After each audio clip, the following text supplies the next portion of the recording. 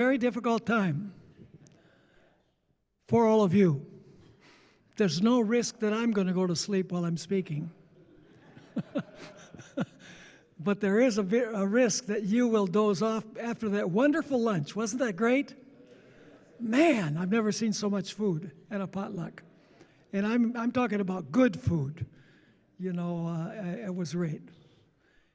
But it comes with a price. And that is that we get kind of sleepy. But I'll try and keep you awake. Well, this afternoon we are going to talk about Bible prophecy. I'm going to focus primarily on Daniel 3, Daniel 6, and Daniel chapter 11:44 through chapter 12 and verse 1. So that's going to be the focus of our study in our first session this afternoon. And then, as Mark mentioned, we're going to have a question and answer session last today. I would prefer if the questions are written, but if you have a verbal question, we'll take verbal questions too. I like written questions because I can prepare the answer. Well, you just asked me up here, you know, I might not have done research on that, and I might not be able to answer it. So anyway, we had prayer, right?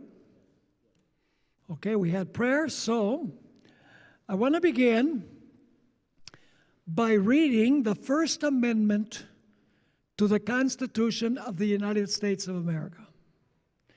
It has 3 clauses. The first 2 clauses of the First Amendment guarantee inalienable religious rights. The last clause, the third in the First Amendment, guarantees the inalienable right for the government to protect your rights, and as it guarantees civil rights. So the First Amendment to the Constitution of the United States guarantees full religious and civil rights. So as I begin, I want to read the First Amendment and make a few comments as we go along, because we're going to see in our study of Daniel 3 and Daniel 6 what happens when the first 2 clauses of the First Amendment are violated. The best way to see it is by studying Daniel 3 and Daniel 6. So this is what the First Amendment to the Constitution says. Congress. What does Congress do? It makes laws, right? Congress shall, that's an important word. Notice it doesn't say will. Shall is stronger. It's a prohibition. Will simply means it won't do it. But shall, when the commandment says you shall not steal, that is a command.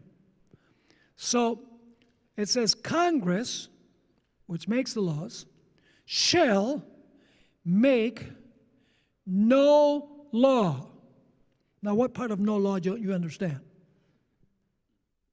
Shall make no law respecting an establishment of religion.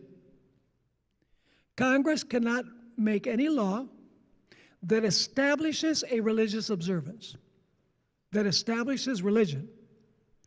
Notice that it doesn't say that Congress can't make a law to establish one church above another or one religion above another. It says religion, period. Not a religion, not a church, but religion.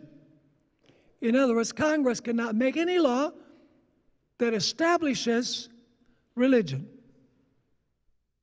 That is the first clause of the First Amendment. And then it says, or prohibiting the free exercise thereof. So Congress can't make any law that forbids you from practicing your religion. Do you understand the difference?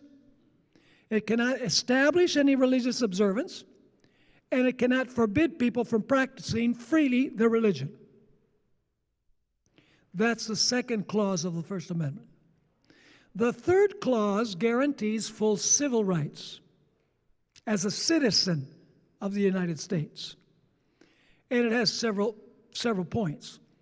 It says, or abridging the freedom of speech. Congress can make no law that abridges freedom of speech.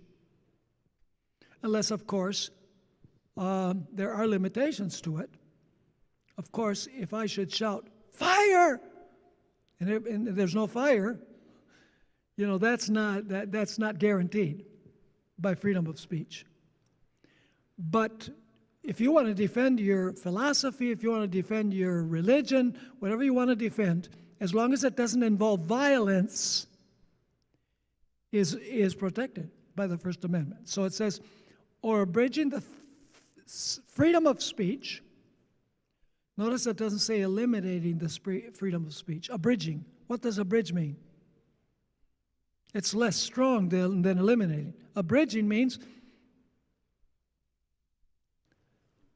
taking away freedom of speech in any way. And so it says abridging the freedom of speech or of the press. Is that a civil right? Guarantee of freedom of the press? Yes. Or the right of the people to peaceably assemble. Is that a civil right? Now, it doesn't guarantee that right if you're burning down buildings. Okay? It says peaceably to assemble. And then the final right is to petition the government for a redress of grievances. In other words, if somebody does you wrong, you can ask the government to make things right. By a lawsuit or something along that line.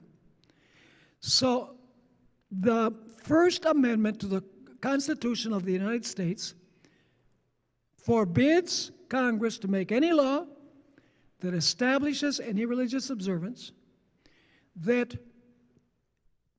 any law that forbids people from practicing their religion, or any law that takes away freedom of speech, of the press, the right of people to peaceably assemble, and the right to petition the government for a redress of grievances. So basically, the First Amendment protects full religious and civil rights. And what we're going to notice is that when Congress writes a law establishing religion or forbidding the free exercise of religion, automatically you lose your civil rights.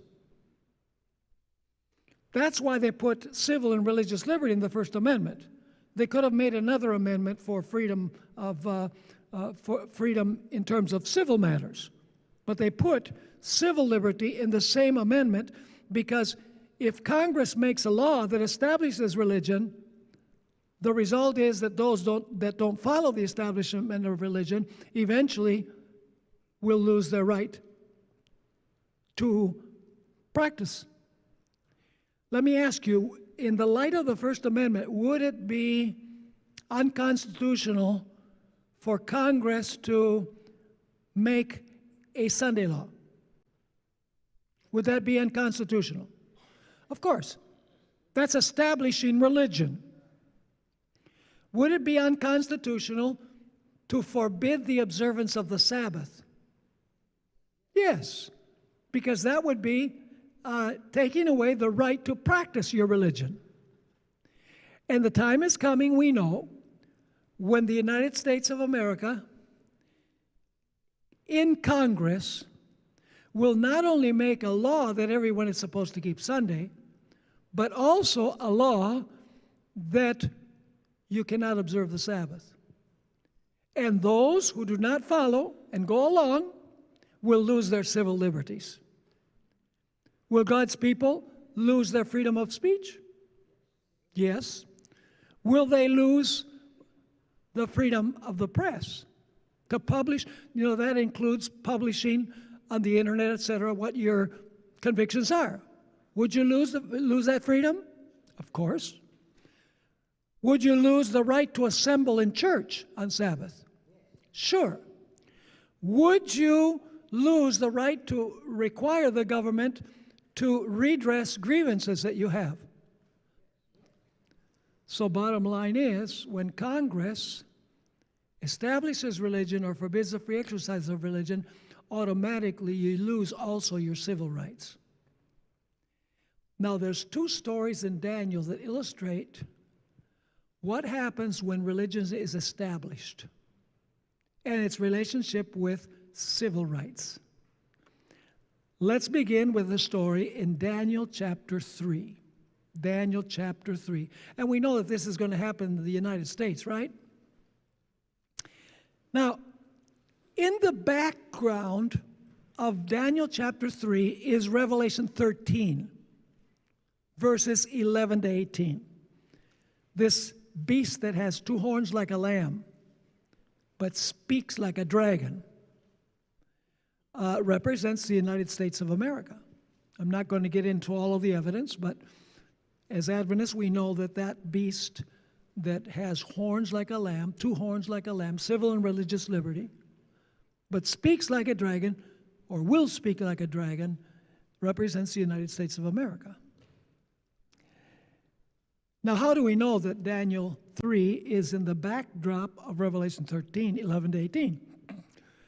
Well, in Revelation chapter 13, you have a beast, right? Who raises an image. Did Nebuchadnezzar behave as a beast for a while? Did he raise an image? Of course he did. Now, in the story in Daniel, did Nebuchadnezzar command everyone, nation, tongues, and peoples, to worship the image?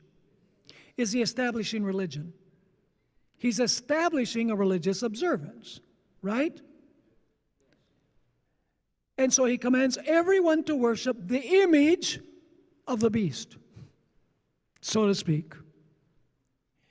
And whoever does not worship the image of the beast will be killed. Is that a civil right, the right to life? That's the greatest civil right, the right to life. But what happened when Nebuchadnezzar raised up an image, commanded everyone to worship the image, and whoever did not worship the image would be killed? Those who refused to worship, their life was in danger. They were going to lose their greatest civil right, which is the right to life. So let me ask you, are the religious clauses related to the civil clause of the First Amendment? Absolutely yes. But there's more. And that is that there were 3 young men who refused to worship the image of the beast. A small remnant that were faithful to God rather than to the decree of man. And because they were obedient to God, they were thrown into a fiery furnace. Are God's people going to be thrown into a terrible time of trouble, so to speak, a fiery furnace, because they refuse to worship the image of the beast? Yes, in fact, if you read the chapter on the time of trouble, which is the furnace of God for God's people, Ellen White says that that remnant appears to be consumed by the flames of the furnace. Not a literal furnace anymore, because we're dealing with symbols. They're about to be consumed, but she says they shall come forth as pure gold from their trial. Now, they have a time of trouble. It looks like they're going to perish. However, they are delivered. Remember that word. Delivered. It's a key word in Daniel 3, a key word in Daniel 6, and a key word in Daniel 12, verse 1. The word deliver. Now, how do we know that Daniel 2 and Daniel 3 are connected? I'm sure that you're aware that Daniel 2, remember the image that Nebuchadnezzar saw in his dream, which represents a sequence of kingdoms? The head of gold, Babylon, breast and arms of silver, Medo-Persia, the belly of bronze, Greece, the legs of iron, Rome. Then you have the 10 toes, the division of Rome. And then after that you have the clay added to the iron, which represents the fact that now the state is united with the church. Did Nebuchadnezzar like the scenario that Daniel presented when he interpreted the dream? He didn't like it at all. You mean to say that after my kingdom, my glorious everlasting kingdom, there are going to be other kingdoms? He was angry. And you say, how do we know he was angry? We know he was angry because in the very next chapter, he raises an image all of gold. How do we know that this is a connection? First of all, the word gold appears in both chapters. Secondly, the word image appears in both chapters. And number three, the expression set up is used in both chapters. Because in chapter 2 it says that at the end, God will set up a kingdom which shall never be destroyed. And Nebuchadnezzar sets up the image. It's open defiance. Nebuchadnezzar is saying, I am in control of history. The scenario is going to develop as I say, not as God says. Does that sound almost like a New World Order idea? Now, notice how Ellen White linked these two chapters. By the way, who were the accusers of the three young men? They were the religious leaders of Babylon. The king would have never known unless the religious leaders accused the three young men, the Chaldeans. The Chaldeans were the religious leaders of Babylon. Who's going to accuse God's people at the end? The Protestant churches. Not the civil power. The Protestant churches will work upon the civil power to make an image of what the papacy was during the 1260 years. The image of the beast is the union of church and state. What characterizes the papacy? The papacy is characterized by a union of church and state. Without a union of church and state, there is no papacy. And so, the union of church and state is what the papacy is. And the deadly wound is when France took away the civil power of the papacy. And the papacy was wounded. Not the Catholic Church, like I mentioned this morning. The papacy was wounded. So let me ask you, what would be the healing of the deadly wound? If the deadly wound means that the civil power is withdrawn from the papacy and the papacy can't use it, what would be the healing of the wound? It's going to recover the ability to use the civil power. And when it does that, it has raised an image of what the papacy was when it united church and state in the past. Are you with me or not? Now, notice what Ellen White wrote here about Nebuchadnezzar's defiance of the God of heaven. It's interesting that Nebuchadnezzar says, "And what God will be able to deliver you from my hand?" Do you know what the wicked are going to say in Revelation 13? Who is like the beast and who can fight with him? And in both cases, in Daniel 3, Jesus says, I will. I'm going to show you that in Daniel chapter 3, the deliverer was Michael. So, really? I'll save that for later. The deliverer in Daniel 6 was Michael, the angel. In Revelation, in Daniel chapter 12 and verse 1, it says, Michael shall stand up to defend his people. That's the future fulfillment. Daniel 3 and Daniel 6 have already been fulfilled.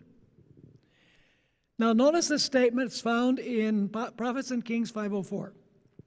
The words, "Thou art this head of gold," had made a deep impression upon the ruler's mind.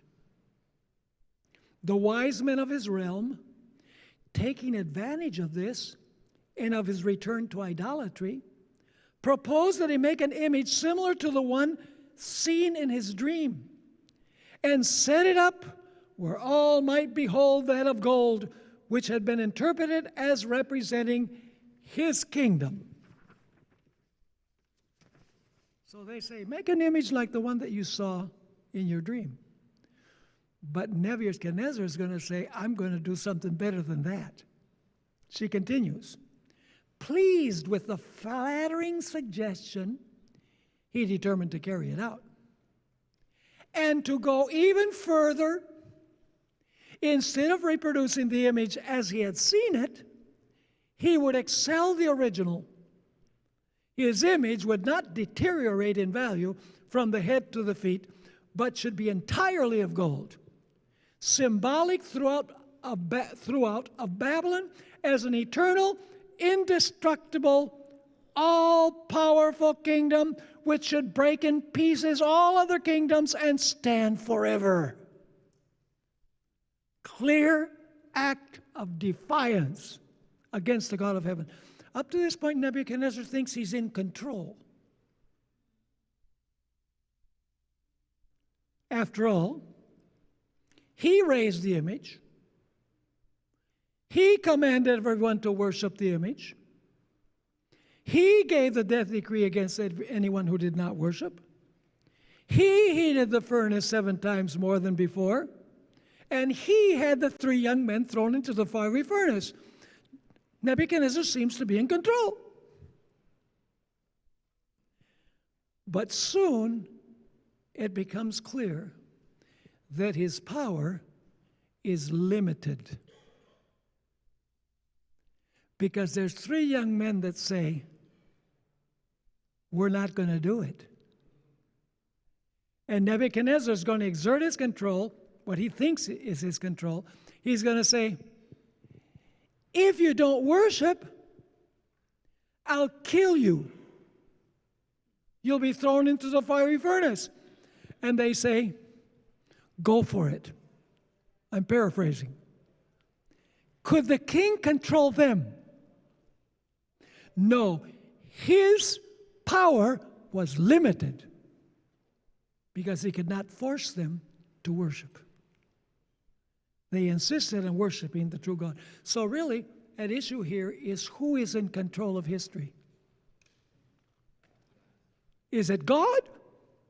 Or is it Nebuchadnezzar who gave this religious observance? Is that going to be the issue at the end of time as well? Is there going to be a group of people that say, we will not? So will the New World Order have total control over the situation? No. Because the only way to have total control would be to force God's people to worship the image. But when they say we won't, it's being revealed that the powers of the earth are limited. Are you following me? So now, let's pick up the story in Daniel 3 and verse 15. Daniel 3 and verse 15. He raises up the image, commands everyone to worship the image of the beast. And 3 young men refuse. The religious leaders accuse them. Nebuchadnezzar has them come. Is it true, young men, that you decided not to worship the image? And they said, yes, we refuse to worship the image. And Nebuchadnezzar says, I'm going to give you another chance. We'll play the musical instruments, and then I'm going to give you another chance to bow before the image. And he defies them by saying, and this is in Daniel 3, verse 15, and what God shall be able to, what's the key word now? Deliver you from my hand. Do you know that Ellen White tells us that when he spoke these words, his face looked like the face of a demon? And by the way, the Bible insinuates that because it tells us that the expression of the face of the king changed towards Shadrach, Meshach, and Abednego. It doesn't tell you how it changed, but Ellen White does say how it changed. His face looked like the face of a demon. He was furious that his authority was being questioned. And so the young men, by the way, they were good. They were very good citizens in civil matters. That's why the Chaldeans were envious of them, because they were faithful in their civil duties. So now the young men, respectfully, they didn't say, "Are you kidding?" No. Respectfully, notice what we find in the following verses. "O Nebuchadnezzar, we have no need to answer you in this matter. If that is the case, our God," what are they saying? Our God is greater than yours. "Our God, whom we serve, is able to deliver us from the burning fiery furnace, and he will deliver us from your hand, O king." But then they say, if he doesn't, we're still his servants. Our mind is made up. If he delivers us, he will deliver us, fine. But if he doesn't, we're still his subjects. Then the king really got mad when they say that we will not worship the image. And so he has the furnace heated 7 times before. I don't think he had a thermometer. The number 7 means fullness. In other words, the furnace was heated to its maximum heat. It could not be heated any hotter. That's why in Daniel 12, verse 1, it says there shall be a time of trouble such as never has been in the history of the world. Because the furnace that God's people will go through will be the worst time of trouble in the history of the world. Matthew 24 adds, it will be a time of trouble such as never has been nor will be. The worst time of trouble in human history. That's represented by the number 7. But then something very interesting happens. They're thrown into the fiery furnace, and Nebuchadnezzar looks into the furnace, puts on his glasses. I'm just kidding.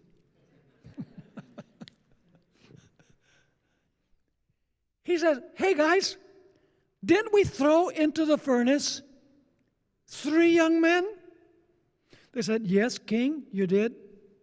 "Well, I see 4 in there, and they're walking around like they're in a garden, and they are not consumed. And the 4th looks like the Son of God." Some versions translate a son of the gods. Because they say, how would Nebuchadnezzar know what the Son of God looked like? Ellen White explains. You see, this was not the first time that Nebuchadnezzar encountered these 3 young men. Daniel and his friends had had contact with the king before. Ellen White says that they had explained to Nebuchadnezzar what the Son of God, who is Michael, we'll see that in a minute, looked like. You say, how do we know that this is Michael? Verse 25 of Daniel 3 says, Nebuchadnezzar says, the 4th is like the Son of God. But what does verse 28 say? The same Nebuchadnezzar, when the 3 young men come out of the furnace, he says, God sent his angel to deliver the 3 young men. Now, who was it? Was it the Son of God or was it the angel? The angel of the Lord, or Michael the archangel, is Christ. It was Jesus who was Michael the archangel that came into the furnace and delivered the 3 young men from the fire. Are you with me?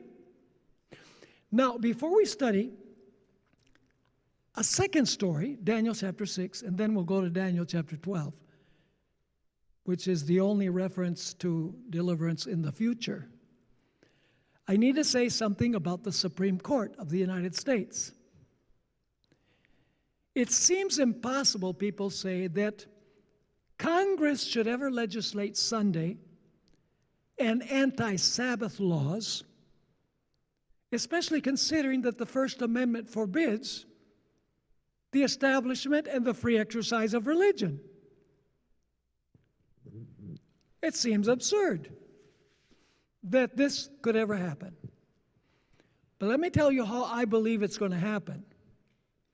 It has to do with the style of government that we have in the United States. We have a representative style of government that has 3 branches. The first branch is the legislative branch, which passes the laws. The second is the executive branch, which enforces the laws that Congress passes. And the third branch is the judicial branch, and the highest level of the judicial branch is the Supreme Court. And the Supreme Court interprets the laws.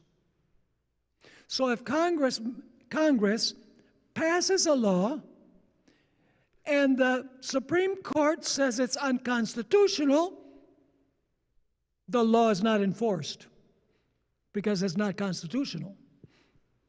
Are you with me? Now here's the question. Which is the most powerful branch of government?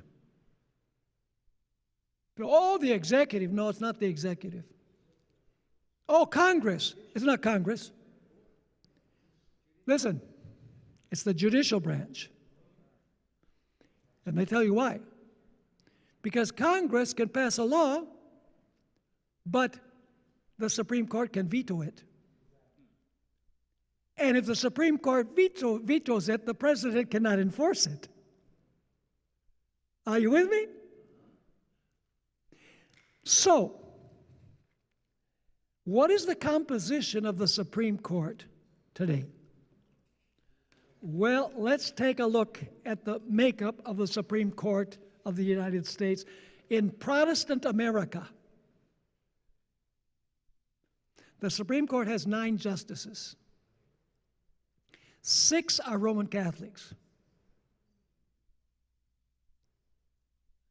1 is an Episcopalian who grew up Catholic. 1 is a Jew. And the last one, Ketanji Brown Jackson, the latest one, is a non-denominational Protestant who can't define what a woman is. Very liberal Protestant. Non-denominational, which is non-committal. Does this bode well? To have a nation that has 1 Protestant on the Supreme Court, 7 of Catholic influence, and 1 a Jew. It does not bode well because it gives far too much power and influence to Roman Catholics. Now you're wondering how powerful the Supreme Court is? The Supreme Court elected the President of the United States in the year 2000. Remember the hanging chads? Some of you are too young to remember the hanging chads. You know, on the card, an election card, the punch was not done completely. And so for weeks, lawyers were involved, you know, have a recount, and they were going back and forth. Finally, it lasted so long that the Supreme Court said, George Bush won. The Supreme Court elected the President of the United States of America. Not only that, on June 26, a day which I believe, 2015, a day that will live in infamy, the Supreme Court legalized gay marriage. And by the way, it's not a totally infamous date because it's the day of my birthday.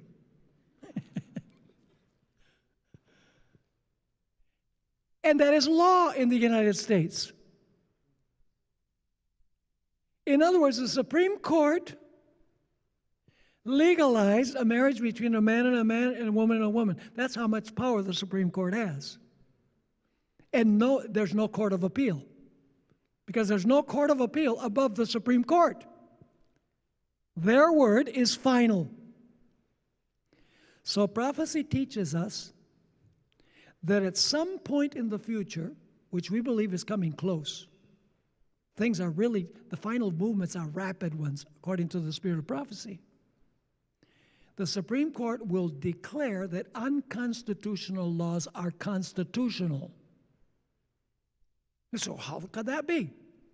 It's not any more different than a beast with lamb horns speaking like a dragon. Right? In other words, the Supreme Court will not only pass a law to observe Sunday, but it will also forbid the observance of the Sabbath. And the way it's going to work out is, Ellen White makes this clear, and as well as Matthew chapter 24. Matthew chapter 24, verses 6 through 8, tells us that there's going to be wars and rumors of wars. Nation will rise against nation, kingdom against kingdom. There will be pestilences and earthquakes and famines. And the book of Mark adds tumults, which are riots. And then the very next, this says, this is the beginning of sorrows. And then the very next verse says, then you will be hated by all nations, and they will kill you. Why are they going to do that? Because they're going to blame the wars and rumors of wars, nation against nation, kingdom against kingdom, the famines, earthquakes, and pestilences, and the riots. They're going to blame it on God's people. And it's very important that verse 9 begins with the word then. In the Greek, that word, then, always refers to an event that happens after another. In other words, verses 6 through 8 are connected with verse 9 because it speaks of all the disasters, and then it says, then. Who was blamed in the days of Elijah for the drought and the famine and the disease? Elijah. If we can get rid of Elijah, prosperity will come back. Believe me, nobody's going to make America great again. The only way that America would ever be great again would be a true revival. Not of the Charlie Kirk kind. That's a lot of emotion. But probably the majority of those individuals, even though Charlie Kirk was a Sabbath keeper, most of them are not. I'm not judging, I'm saying that it's a high possibility on the basis of what we observe. So in a time of national emergency, Ellen White says that they're going to say, God is angry at us because of gay marriage, because of transgenderism, because we've become so secular. Unless we get back to church, and unless we consecrate ourselves to the Lord again, our nation is going to perish. You know, that same argument was used in the days of Christ. Ellen White says it's going to be used again. Remember when they condemned Jesus? It's necessary for this man to die and not that the nation should perish. It's going to happen again. Pardon me? That was the moment when the Jewish nation became a harlot. For this reason, Pilate recognized that God has his law and that he had laws. That he had civil laws and the Jewish church had their religious laws. The Jews could not execute the death penalty as a church. So they had to appeal to the state to crucify Christ. And Pilate said, he said very clearly, you take him and judge him according to your law. So he recognized two laws. The civil laws of Rome and the church laws of the Jewish nation. But they say, according to our law, we cannot execute the death penalty. Christ was crucified by a union of church and state. That's a sobering thought. And at the end of time, it's not going to be Christ, it's going to be the body of Christ, his church. Remember Saul on the road to Damascus? He hears a voice, Saul, Saul, why do you persecute me? And Saul is probably thinking, wait a minute, that voice came from up there. I'm going to Damascus. And so he asks, who are you? So I know who I'm persecuting. The voice says, I am Jesus whom you are persecuting. But he wasn't persecuting Jesus in person. At the end, when it says, when it says that Jesus is going to war against the beast power and against the false prophet, some people say that that means that as Jesus is coming on the clouds, the United States and the nations are shooting nuclear weapons at Christ. No. What it means is that by warring against God's people, they are warring against the Lord of the people. You remember when Israel was crossing the Red Sea and God took the wheels off the chariot? What did the Egyptians say? Let us flee. The Lord fights for Israel. In persecuting Israel, they were persecuting the God of Israel. So we better be on God's side, because God's never lost a battle. By the way, that time of trouble of verse 9 of Matthew 24, that's not talking about the great time of trouble, because it says there that some of God's people will be killed. It says then will be tribulation. Only when you get to verse 21 does it speak of the great tribulation. That's after the close of probation.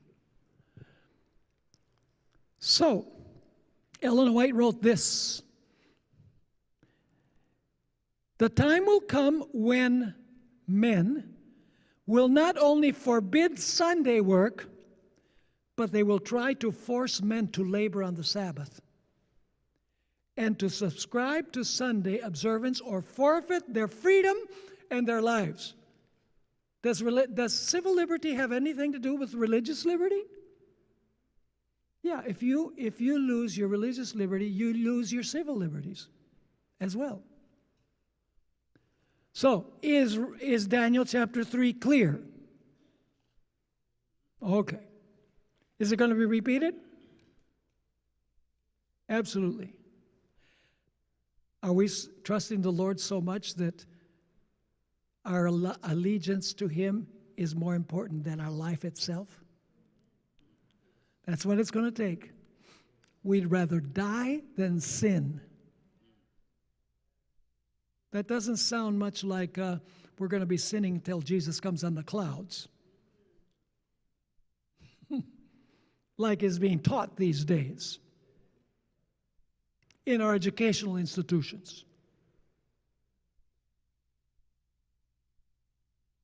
Maybe I shouldn't be so bold, but anyway, I'm not apologizing.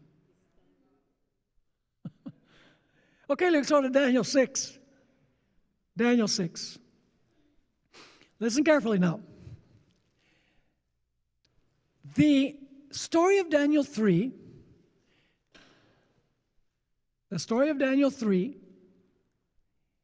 tells us what happens when the civil power establishes religion. Nebuchadnezzar established religion because he raised an image and told everybody, you got to worship this way. But the story of Daniel 6 illustrates the second clause. What happens when the civil power forbids the free exercise of religion? Let's examine this. Daniel was loved by the king. The problem wasn't with the king. The problem was with his advisors. Daniel was a faithful subject. The king actually liked him. And he was sad when he saw that he had been tricked by his religious advisors. Ellen White wrote in Prophets and Kings, page 540, the enemies of Daniel left the presence of Darius, rejoicing over the snare now securely laid for the servant of Jehovah. In the conspiracy thus formed, listen, we usually pay attention to the history that we can see. But there's a history that is taking place in the world that we can't see. That's the real history. We see with our eyes what is happening in this world, but there are two powers that are invisible that are actually orchestrating what is happening. Ellen White understood this when she wrote, in the conspiracy thus formed, Satan had played an important part. The prophet was high in command in the kingdom, and evil angels feared that his influence would weaken their control over its rulers. It was these satanic agencies who had stirred the princess to envy and jealousy. It was they, the satanic agencies, who had inspired the plan for Daniel's destruction, and the princes, yielding themselves as instruments of evil, carried it into effect. Who seemed to be in control? Who seemed to be in control in this story? The princes. Because the laws of Medes and Persians could not be changed or eliminated. So it looked like Daniel was going to be cat food.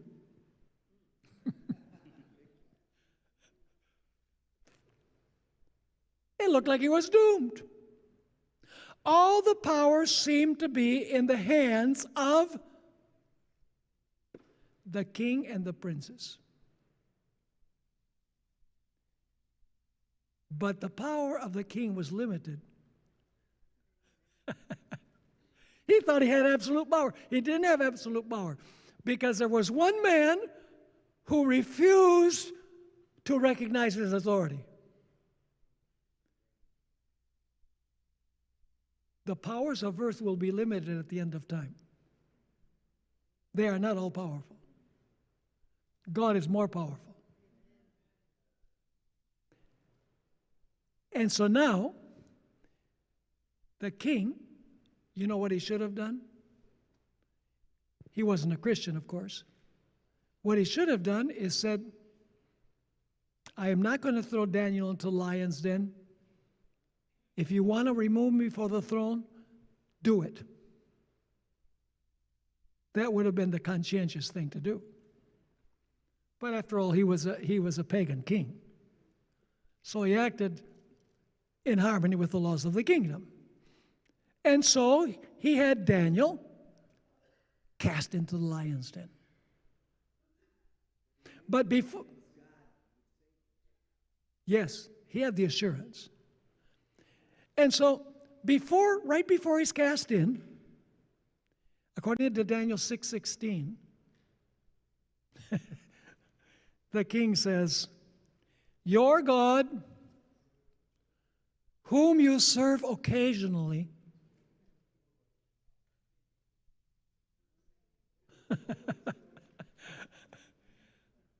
I just said that because I want you to wake up.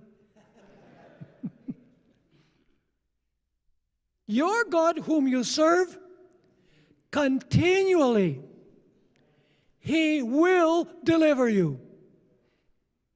Because I can't. My power is limited.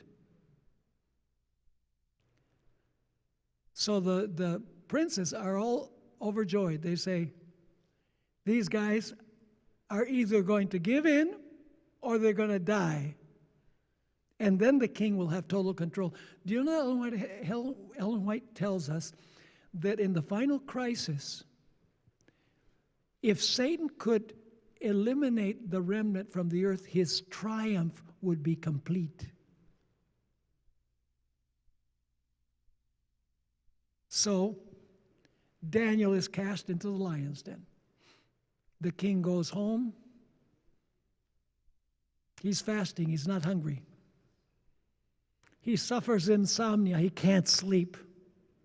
All night he's rolling around in his bed.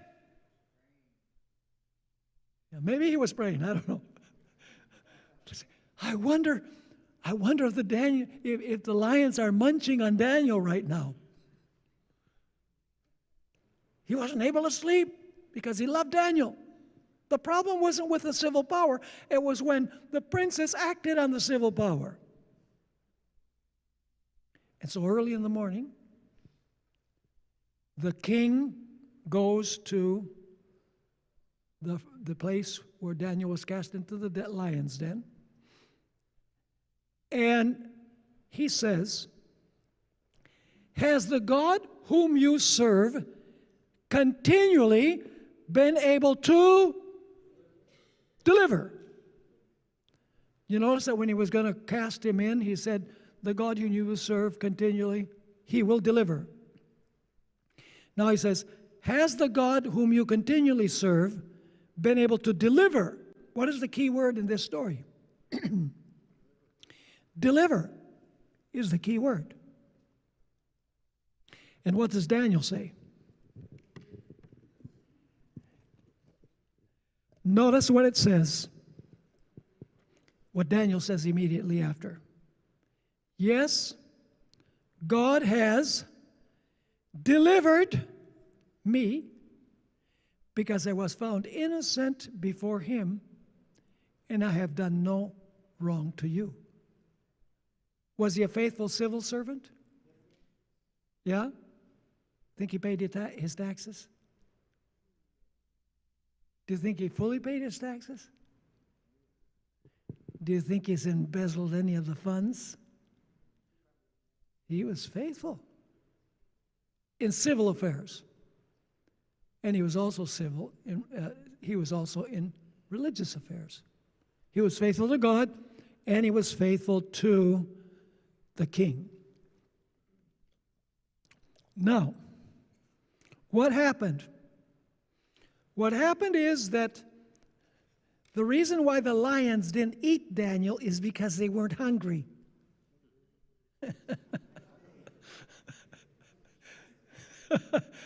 Were they hungry? The story, listen, who died when the 3 young men were thrown into the furnace? The ones that threw them in. Who died in the story of Daniel 6? The men that planned the plot. Who died with the weapons that were supposed to kill Esther and her people? Haman and his wife. This is a recurring pattern in the Bible, that those who planned the plot, they receive what they wanted for others. And let me express it this way. At the end of time, the wicked will be surrounding God's people. You can read this in the chapter, God's People Delivered. They're about to deliver the death blow against God's faithful remnant. And suddenly, God utters his voice, "It is finished," and he shows his law in the heavens. And all of the wicked see that God's law is still binding, and that the Sabbath is still binding. This is in Psalm 50. God is going to show his law in the heavens. And now, instead of wanting to kill God's people, they're going to turn on their religious leaders. You told us that we're saved by grace and we don't have to keep the law. You told us that the law was nailed to the cross. You told us the Sabbath was the Sabbath of the Jews. But now God is showing us that the Sabbath is still binding, and that through the power of the Holy Spirit, we're supposed to keep the law. And the weapons that they were going to use to destroy God's people, they will use to destroy their religious leaders. The tables are going to be turned. Now, here's something that's interesting. Neither Nebuchadnezzar nor Darius understood the lesson that God was trying to teach them. God was trying to teach them, don't make any religious legislation and condemn to death those who don't go with your legislation. That's what he was trying to teach them. They really didn't understand because they don't have the knowledge that we have today. Notice what King Darius said in Daniel 6, 26 and 27. Before I read those verses, let me tell you what Nebuchadnezzar said after the three young men were delivered from the fiery furnace. He says, if anybody speaks a bad word or a negative word about the king of Daniel, about the God of Daniel, I'm going to chop you in pieces. Was that a legitimate decree? No. Because the civil power cannot say we're going to chop you in pieces because somebody violated a religious law. And Darius says, this is verses 26 and 27 of Daniel 6, I make a decree that in every dominion of my kingdom men must tremble in fear before the God of Daniel. Is that a legitimate decree? No, because the civil power can't tell you that you're supposed to tremble and fear the God of Daniel, because that's a religious decree. And then he says, for he is the living God and steadfast forever. His kingdom is the one which shall not be destroyed, and his dominion shall endure to the end. He, what's the key word? Delivers and rescues. And he works signs and wonders in heaven and on earth, and he has delivered Daniel from the power of the lions. God is the great deliverer. Now, the last reference to this word deliver is when, according to Daniel 11:44, there's a power that is known as the king of the north. It represents the papacy, the same as the little horn, the beast from the sea, the Antichrist, the abomination of desolation, the little horn of Daniel 7. All those are symbolic of the same system, the Roman Catholic papal system. And it says in verse 44 that the king of the north will go out to destroy and kill many. And it's going to appear like God's people are going to be wiped off the face of the earth, just like in Daniel 3 and Daniel 6. But at the critical moment, Daniel 12 verse 1 says, at that time, Michael shall stand up. By the way, who delivered Daniel from the lion's den?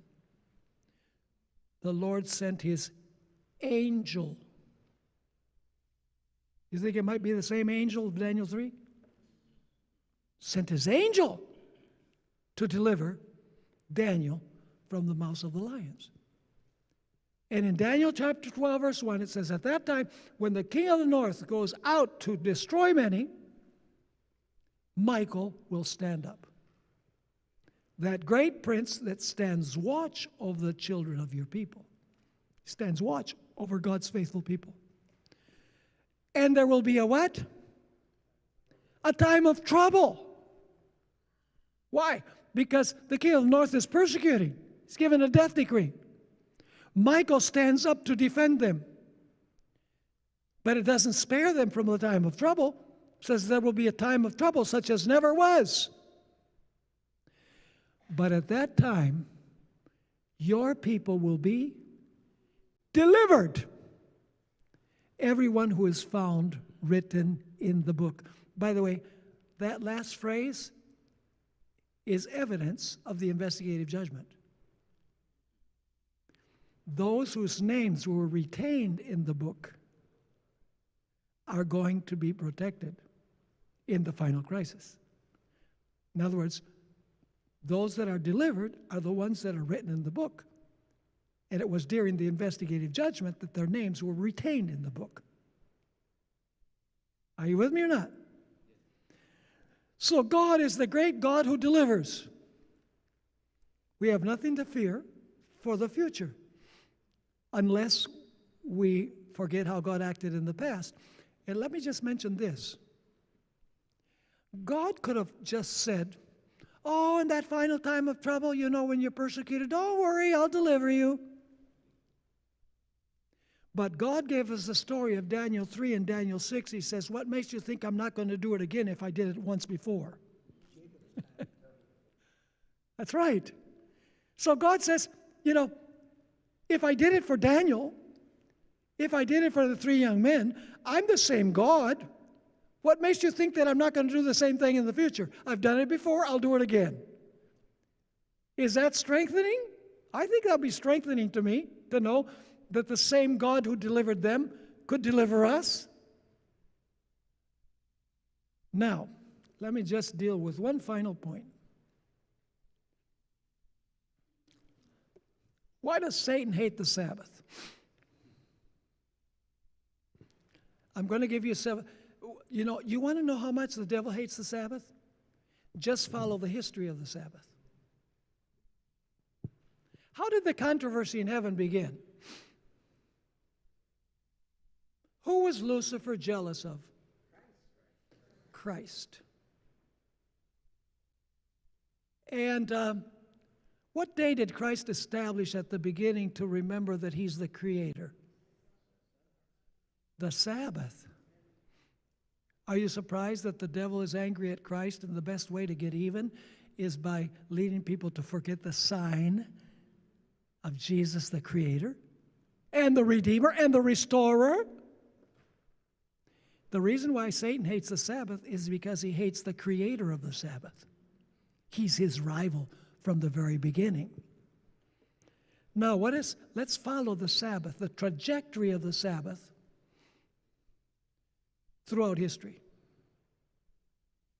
Satan has revealed his intense hatred for the Sabbath and for the Lord of the Sabbath, first of all, by the theory of macroevolution. We believe in microevolution, variations within species. But we don't believe in macroevolution, where one species is transformed into another.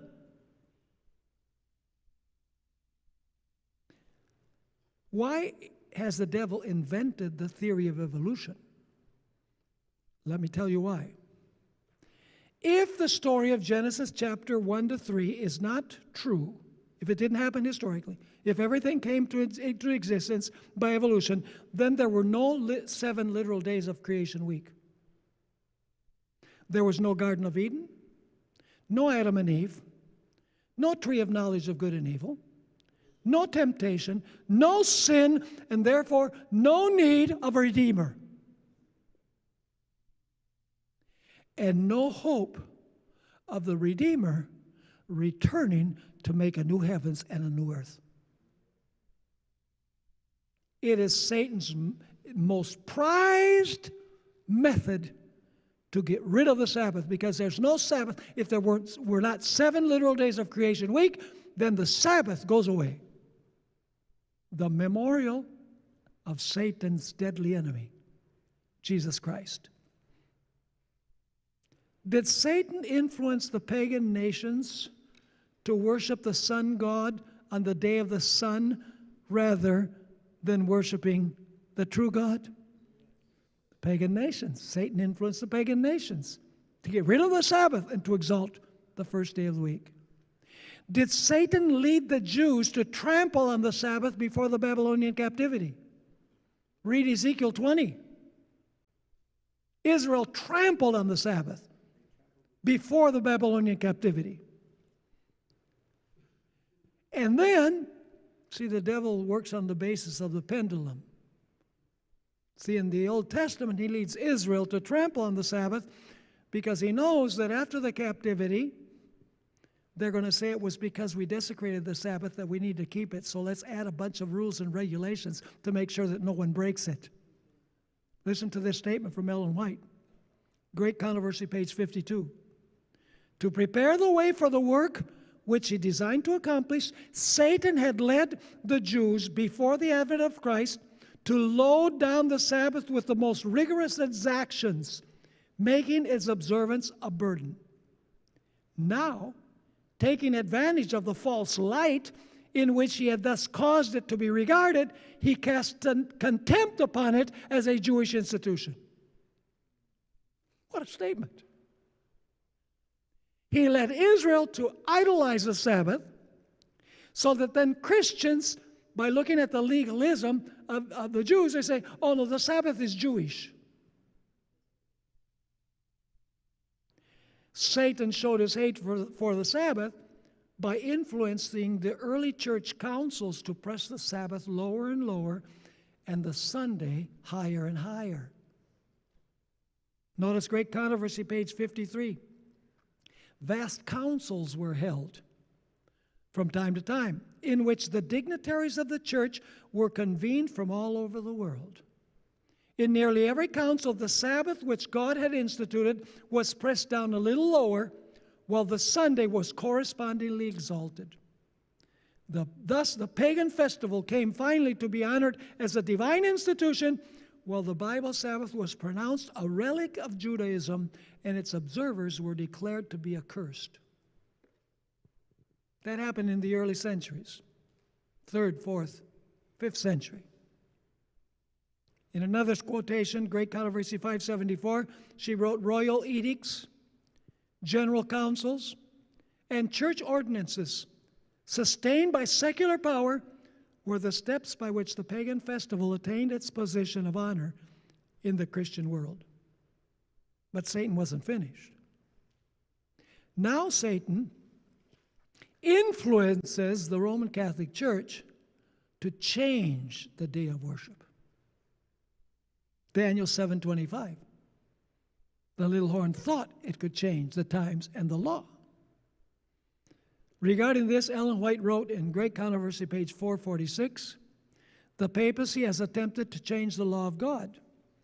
The second commandment forbidding image worship has been dropped from the law. And the fourth commandment has been so changed as to authorize the observance of the first day instead of the seventh day as the Sabbath.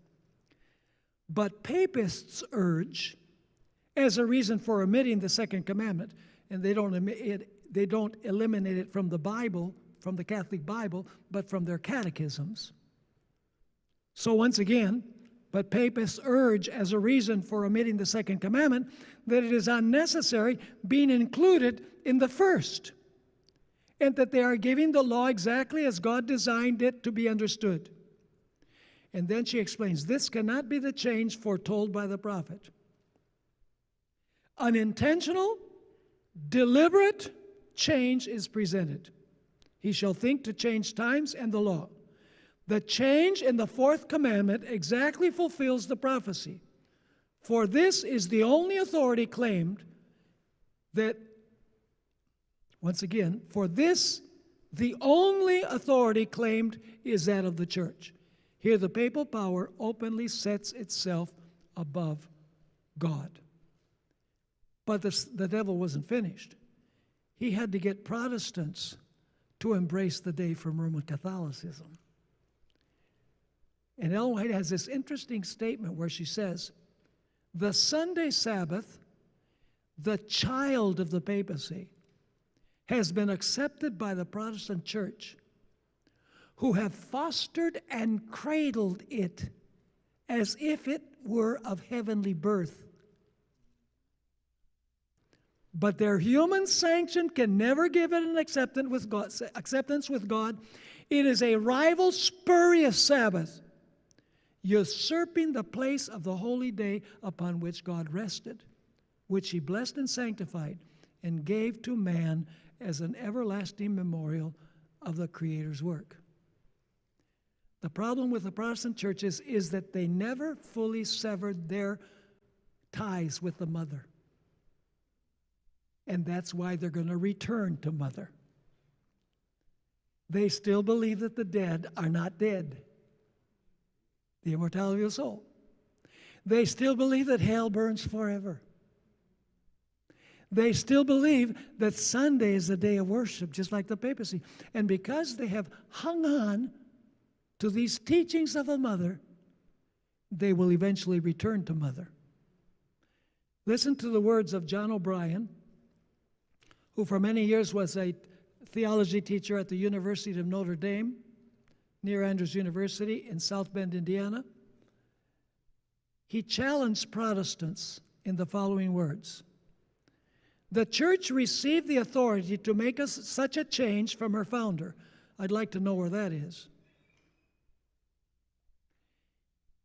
Jesus solemnly conferred upon his church the power to legislate, govern, and administer, the power of the keys.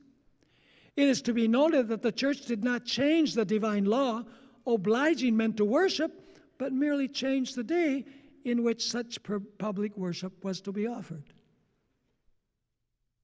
And then he says this, but since Saturday, not Sunday, is specified in the Bible, isn't it curious that non-Catholics, in other words Protestants, who profess to take their religion directly from the Bible and not from the church, observe Sunday instead of Saturday? Yes, of course, it is inconsistent. But this change was made about 15 centuries before Protestantism was born. And by that time, the custom was universally observed. Protestants have continued the custom, even though it rests upon the authority of the Catholic Church and not upon an explicit text in the Bible. That observance remains as a reminder of the Mother Church, from which the non-Catholic sects broke away. And then he gives an example. Like a boy running away from home, but still carrying in his pocket a picture of his mother or a lock of her hair. Are you understanding what he's saying? Protestants have a lock of their mother's hair, so to speak, and a picture of their mother. And that's right, they're going to return to mother. And then the crisis will come against God's people. And let me say, the final way in which Satan is going to show his hatred for the Sabbath is by having the civil and religious powers enact a death decree to wipe God's people off the face of the earth. So why did I go through all of this? Because it shows that Satan has hated the Sabbath from the very beginning. When you trace it throughout history, you can see the hatred of Satan. He's fighting against the Sabbath. And the reason he's fighting against the Sabbath is because he hates the Lord of the Sabbath, the one who created this world in 6 days and rested on the seventh day as a memorial that he is the creator. He wants people to forget Christ.